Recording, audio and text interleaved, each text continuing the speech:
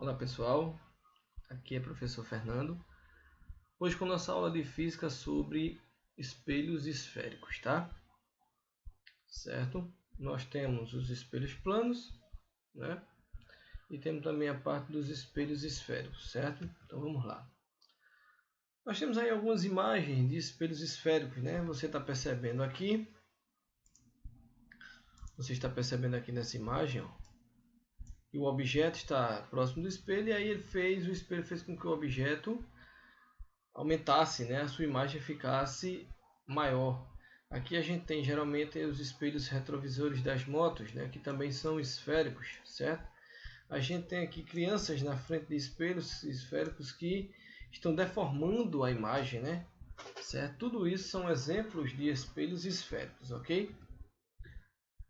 E o que são espelhos esféricos, professor? Olha lá, espelhos esféricos são espelhos que a gente chama, são calotas esféricas polidas, tá? Eu tenho uma parte que é polida por dentro e tem uma parte que é polida por fora, ok? Ele possui uma certa envergadura, o espelho esférico, tá? Quando a parte é polida por dentro, quando ele faz a reflexão na parte de dentro, é o que a gente chama de espelho côncavo, tá? Esse aqui é o espelho esférico quando ele é polido por dentro. Quando ele faz a sua reflexão ou é polido por fora, é o que a gente chama de espelho convexo, tá? Então, o espelho convexo é aquele em que eu tenho a parte polida por fora, né? Aqui, certo? E eu tenho o espelho côncavo, que é a parte que é polida por dentro, tá? Ok? Vamos adiante. Eu tenho alguns elementos, né, que fazem parte de todo a representação gráfica, digamos assim, dos espelhos esféricos, tá? Vocês estão vendo aí, eu tenho um espelho esférico, ele está aqui, ok? A partir do prolongamento de um ponto que toca as extremidades do espelho esférico, é colocado C. Que C é esse aqui? É o que a gente chama de centro de curvatura. É o centro da superfície esférica, ok? É um ponto que determina o centro do espelho esférico, tá? Vamos adiante. A distância entre o centro e o vértice do espelho é chamado de raio de curvatura. Tá aqui, ó, raio de curvatura, o R, Rzão, tá? Aqui, ó, Rzão, raio de curvatura. Aqui é o centro de curvatura, tá? O vértice, chamado de V, é o centro do espelho, fisicamente representado, tá? Ele é realmente o centro do espelho, centro, o polo da calota, né? Que a gente chama o centro do espelho, certo? Ele está aqui. Eu tenho o eixo principal, é um eixo imaginário, que ele une o centro ao vértice, tá? Passa, né? Na verdade, ele passa pelo centro e pelo vértice, ok? Eu tenho o alfa, que é o ângulo de abertura, tá aqui, ó, o alfa. É o ângulo de abertura, né? Determinado pelos eixos secundários, ok? Eu tenho o F aqui, esse F aqui. Deixa eu mudar a cor da caneta para vocês verem. Esse F aqui, ó, esse F maiúsculo, é o que a gente chama de foco, tá? É a distância, é a metade da distância entre o centro e o vértice, tá? E o Fzinho aqui, ó, esse que está de verde aqui, vou mudar a cor da caneta. Aqui, esse Fzinho aqui, ó, é o que a gente chama de distância focal, tá? É a distância do vértice ao foco do espelho, ok? Então, o foco é a metade da distância entre o centro e o vértice. E a distância focal é a distância do foco até o vértice. Tá? Por que isso é importante, professor? Porque lá na frente a gente vai precisar disso aí quando a gente for calcular, fazer alguns cálculos utilizando a equação de Gauss. Tá? Então, se liga, ok? Eu tenho, só repetindo, né? O vértice, ok? Eu tenho o raio de curvatura, né? Meu Rzão. Eu tenho meu centro de curvatura, ok? Eu tenho o meu foco e a minha distância focal, tá? Certo? Vendo aqui a seta somente para vocês entenderem o que é que eu estou certo aqui. Esses são os principais elementos dos espelhos esféricos, tá? Lembrando, eu citei aqui distâncias, né? Se liga aí que a gente vai precisar muito disso, ok? Então vamos lá. Foco dos espelhos. Nos espelhos esféricos, quando um feixe de raio luminoso incide paralelamente ao eixo principal, as direções dos raios refletidos passam necessariamente por o mesmo ponto do eixo principal, denominado foco principal.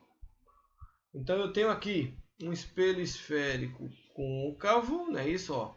Se liga que esse tipo de marcação agora significa a parte de trás do espelho, tá? Eu tenho o centro, ok? E aí eu tenho os raios incidindo paralelamente, batendo e sendo refletidos e passando em cima, refletindo e passando por cima exatamente do foco.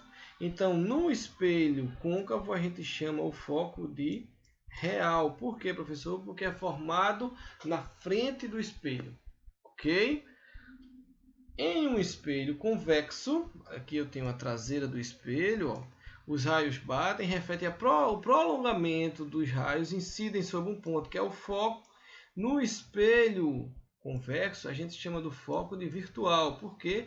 Porque ele é formado atrás do espelho, tá? Ok? Percebam aqui, o foco no espelho, eu estou apontando aqui agora o foco para o espelho. Foco para o espelho côncavo e o foco para o espelho convexo, tá? Certo aí? Então veja, como é que isso fica, professor? Olha aqui, isso aqui é o real, tá? É uma foto real, certo? Percebam que no espelho côncavo ele bateu e refletiu para frente, não é isso? O espelho côncavo é aquele que é polido por dentro, né? E no espelho convexo, que é polido por fora, ele bateu e o prolongamento, se a gente for olhar aqui, ó, o prolongamento desses raios vão chegar em cima do foco. Aqui exatamente estaria o foco. Aqui é um foco virtual, né? E aqui é um foco real. Olha o foco aqui, tá? Isso seria um foco real, tá? Isso aí só explicando os focos, tá? Dentro da parte de espelhos esféricos, a gente tem os raios notáveis. O que são isso? Incidência de raios sobre a superfície refletora de um espelho côncavo e de um espelho convexo. E aí, quando eu vou incidir o raio, o que é que acontece com esse raio? Quando ele reflete, o que é que acontece? Primeiro tipo. Todo raio que incide passando pelo centro de curvatura reflete sobre si mesmo. Perceba, a linha verde é o raio incidente. A linha vermelha é o que a gente chama de raio refletido. Então, o raio incidente ele foi, bateu no espelho e voltou na mesma incidência por onde ele entrou. Tá? Isso tanto vale para o espelho côncavo como vale para o espelho convexo. Ok? Lembrando que o espelho convexo é tudo feito atrás dele, a gente tem que fazer o prolongamento. Tá? Olha aqui, ele incidiu, perceba, ele está incidindo sobre o centro e ele volta pelo centro. Ok? Certo aí? Segundo tipo, todo raio que incide paralelamente ao eixo principal reflete pelo foco. Então você vê, eu tenho o raio aqui incidindo paralelamente ao eixo principal, ele bate e no que ele volta, ele sai exatamente pelo foco. Isso acontece tanto no espelho côncavo como no espelho convexo. Veja, ele veio paralelamente ao eixo principal, bateu e ao refletir, quando a gente fez o prolongamento, ele passa exatamente em cima do foco. Terceiro tipo, todo raio que incide pelo foco reflete paralelamente. Isso aqui é o contrário do segundo, né? O segundo entra paralelo e sai pelo foco. Quando ele entra pelo foco, sai paralelo. Percebe? Ele vem, olha a direção da setinha, ele vem pelo foco, bate e sai paralelo. Ok? Isso tanto no côncavo quanto no convexo. Ele entra pelo foco ao prolongamento, entrou pelo foco e saiu paralelo. Certo? Quarto tipo de raio. Todo raio de luz que incide no verso do espelho reflete simetricamente em relação ao eixo principal, ou seja, com ângulo de reflexão igual ao ângulo de incidência, medido entre o raio e o eixo principal. Isso aqui acontece também lá, isso aqui é uma característica principal dos espelhos planos, né? O ângulo de incidência tem que ser igual ao ângulo de reflexão, senão o espelho deixa de ser plano. Então, isso aqui a gente pode dizer que é o único jeito em que os espelhos esféricos se transformam em planos. É quando o raio incide pelo vértice do espelho. Perceba, no convexo aqui, ó, ele está incidindo pelo vértice. E aí ele sai também pelo vértice e o ângulo de incidência, esse aqui, é igual a esse aqui. Ok? Isso tanto vale para o côncavo como vale para o convexo. Perceba, ele incidiu sobre o vértice, refletiu na mesma parcela de incidência. Então este ângulo aqui, que é o ângulo de incidência, é igual ao ângulo de reflexão. Ok? E aí a gente tem agora as condições de Gauss. Frederic Gauss, né, teve a sua participação também em física. Ok? Ele deu algumas regrinhas para a gente considerar como calcular os espelhos esféricos. Então ele disse o seguinte, uma das regrinhas dele é que os espelhos esféricos devem ter um pequeno ângulo de abertura, né, 10 graus. Diferente disso, deixa de ser uma condição de Gauss. Deixa de ser um espelho esférico, professor? Sim, não. Não deixa de ser um espelho esférico. Agora também não é um espelho esférico que tem as condições de Gauss. Os raios incidentes sobre o espelho devem ser paralelos ou pouco inclinados em relação ao eixo principal, próximos do mesmo, que é para a gente volta aos 4 tipos de raios notáveis, não é isso? Ok? E aí, você vê aqui 2 tipos de espelho, né? Esse espelho aqui da minha esquerda, né? Esse aqui, ó. Esse aqui geralmente a gente encontra muito em mercadinhos, né? Eles só servem para ampliar o campo de visão, ok? Eles não atendem às condições de Gauss, tá? É um espelho esférico, mas não satisfaz a condição de Gauss. E aqui, o espelho retrovisor de uma moto que satisfaz a inclinação dele é pouca, ok? Esse aqui está ok, certo? Formação de imagem, ou seja, eu agora vou começar a colocar objetos sobre o eixo principal que a gente viu lá, que é a linha, né, que une o centro de curvatura ao vértice, passando por toda os elementos, né, de um espelho esférico. Eu vou começar a colocar objetos na frente do espelho, e aí de acordo com a incidência dos raios de luz, eles vão bater e refletir aí. De acordo com a posição que eu vou colocar no objeto, vai ser formada uma imagem. Para cada posição que eu coloco no objeto, é formada uma imagem que possui as suas próprias características, né? Aqui, como é a formação da imagem, simplesmente a gente coloca um objeto e aí os raios batem no espelho e refletem para o olho do observador. Ok? Então vamos lá. O primeiro tipo são os espelhos côncavos. Eu tenho o meu primeiro objeto, um objeto real. Todo objeto que é colocado na frente do espelho tem que ser real. Situado no infinito. O que é isso no infinito, professor? É um pouco distante do centro de curvatura. Está aqui, ó. Meu objeto está aqui. Está situado no infinito. Aqui o símbolozinho do infinito. Ok? E perceba, ele está um pouco afastado, ou um bocado afastado do centro de curvatura. Tá? Vai começar a incidir sobre ele raios. Né? Isso para que seja formada a imagem. A imagem é formada em cima do foco, ok? Minha imagem é formada em cima do foco, tá aqui, ó. Minha imagem é formada exatamente em cima do foco. Que tipo de imagem é essa, professor? Real. Quais são as características de uma imagem real? Primeira característica, invertida.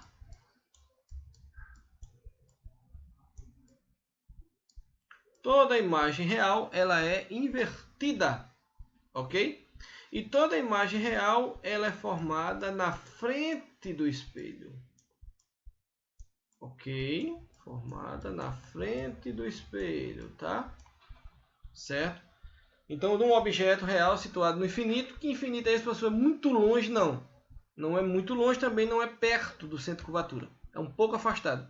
Minha imagem real, por ser real, ela é invertida, formada na frente do espelho e exatamente em cima do foco, tá?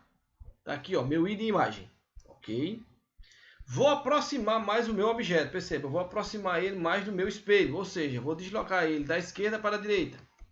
Segundo tipo, objeto real situado antes do centro de curvatura. Ele está um pouquinho antes do centro, perceba. Meu objeto é a minha seta vermelha apontando para cima. Esse é o meu objeto, tá? Ele está só um pouquinho afastado, bem próximo do centro de curvatura. Incidir sobre ele os raios que formam a reflexão para que seja formada a minha imagem. Como é a minha imagem? Minha imagem é real, formada na frente do espelho. Invertida, toda imagem real é invertida. Está aqui a minha imagem, aqui é a minha imagem. Ó. Aqui é a minha imagem. Tá? E menor que o objeto. Ok? Perceba que ela está invertida de cabeça para baixo e ela é menor, de tamanho menor. Localização da imagem entre o centro e o foco. Ok? Perceba, ela está exatamente entre o centro e o foco. Ok? Percebam aqui o exemplo dado à esquerda, ó, dado à minha direita.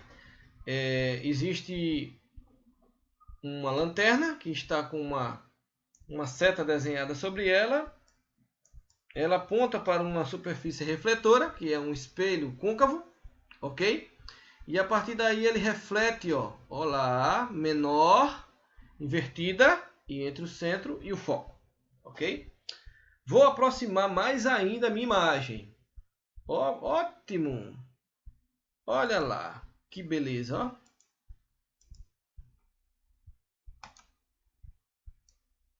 Olha lá. Melhor ainda, né?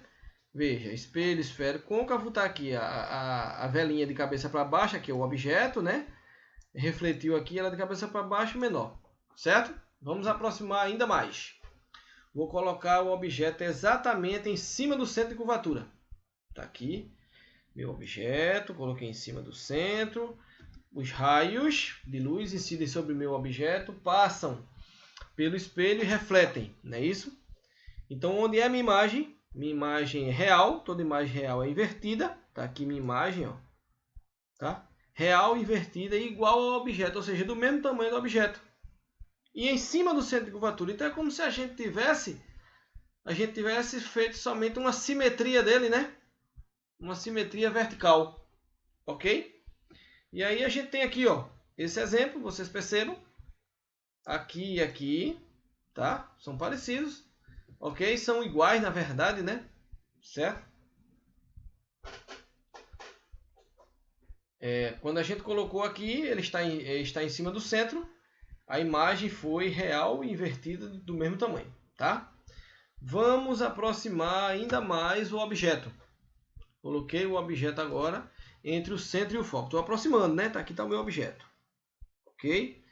Ele agora vai passando os raios de luz, refletindo, batendo no espelho, refletindo. Olha a minha imagem para onde foi agora.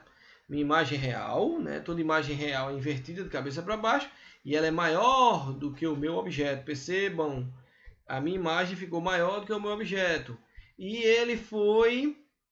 ela foi formada antes do centro de curvatura. Então, quanto mais eu aproximo, a primeira percepção que a gente tem é essa, né? Quanto mais eu aproximo o objeto do meu espelho, mais eu distancio a minha imagem, né? Meu objeto longe, a minha imagem é pequena. Meu objeto vai se aproximando, minha imagem vai se transformando em maior. Aqui, percebam aqui, eu aproximei a lanterna, né, da minha superfície refletora. Olha a minha imagem real, invertida e maior do que o meu objeto. O objeto é esse aqui, ó, que está na frente da lanterna, tá? Vou aproximar ainda mais. Vou colocar o meu objeto agora sob o foco, certo? Está aqui o meu objeto sob o foco. Vou traçar as linhas, os raios de luz, né, que incidem sobre a superfície do espelho. E aí percebam, minha imagem, ó, ela sumiu. Minha imagem ela foi para o infinito, né? Isso aqui é o infinito, ok? Infinito, ótimo. Então eu aproximo, quando eu estou em cima do foco, minha imagem é o que a gente chama de imprópria. Eu não vejo mais imagem, ela fica distorcida, eu não consigo mais localizar. Ela se localiza onde? No infinito. Onde é que a gente vê isso? Em lanternas, em faróis de carro. Quando a gente diz assim, muda o farol para o alto, a gente está transformando, a gente está fazendo com que aquela luzinha que a gente toca, a gente dá o comando lá no volante, quando a gente aciona aquela luzinha, e boto o farol para o alto, significa que eu estou fazendo com que aquela luzinha acenda exatamente em cima do foco entre a luzinha e a superfície refletora que tem dentro de cada farol do carro, para que eu veja o maior campo possível, tá?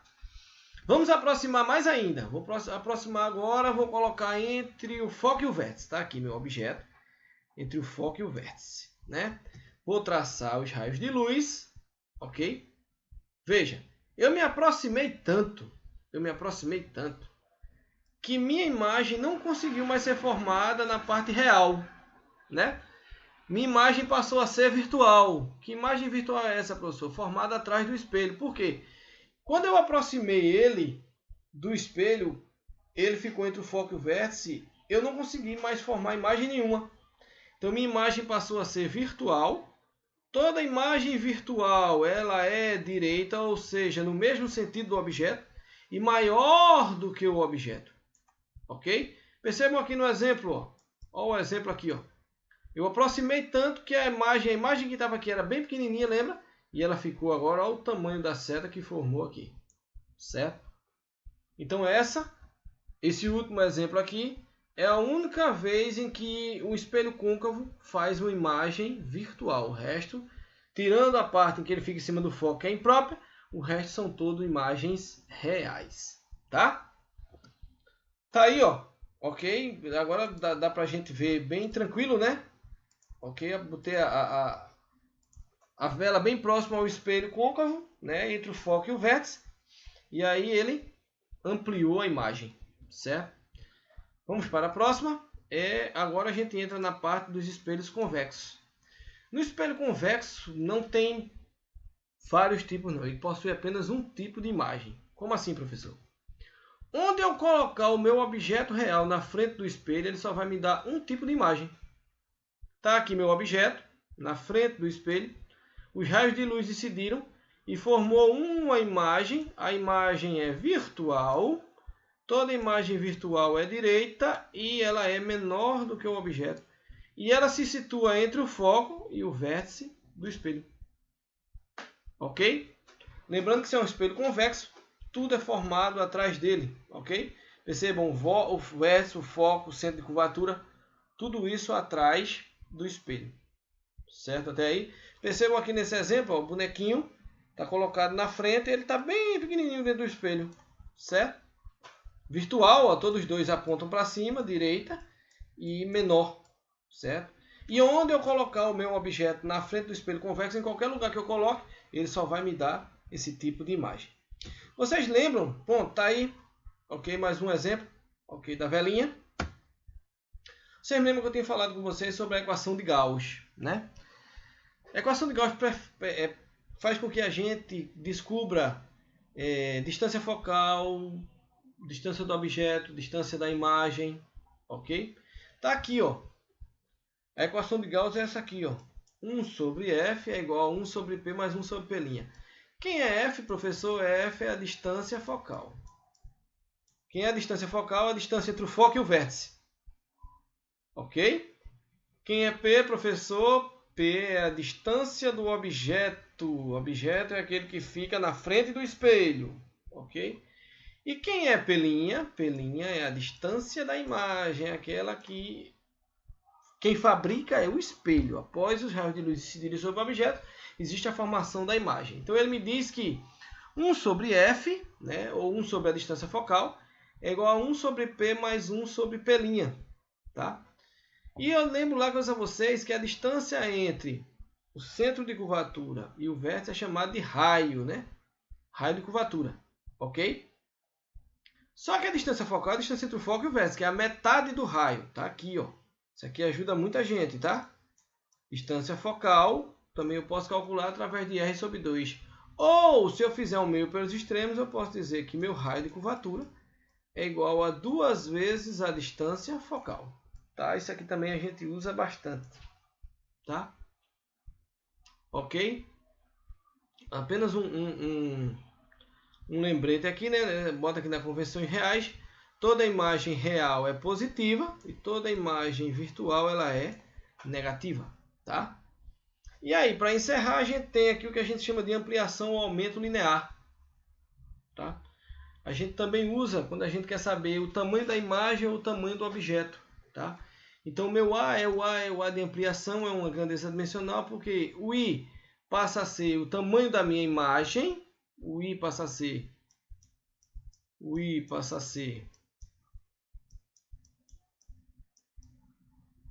tamanho da minha imagem, e o O é tamanho do objeto.